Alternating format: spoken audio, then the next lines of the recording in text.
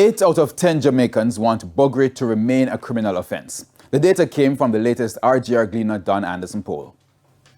It's been a hot-button topic whether buggery should remain on the books in Jamaica.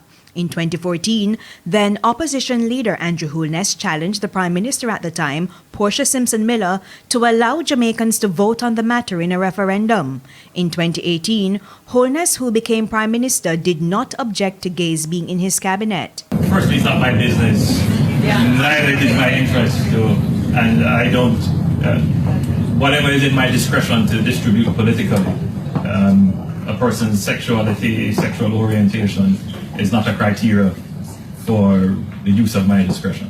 Mr. Holness added that Jamaica is aligned to the West. Jamaica is going through its own process, just as Europe did 50 years ago and some probably 20 years ago, or more recent than that.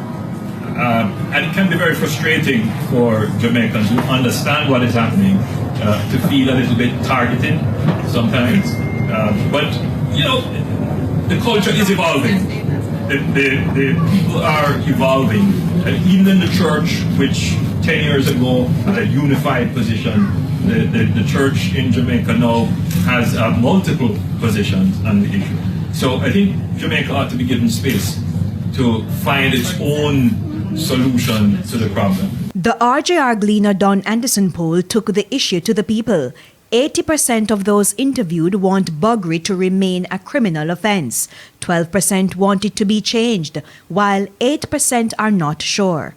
The RJR Gleaner Don Anderson poll was done from July 16 to 26. 1,113 people were interviewed. The poll has a margin of error of ±3%.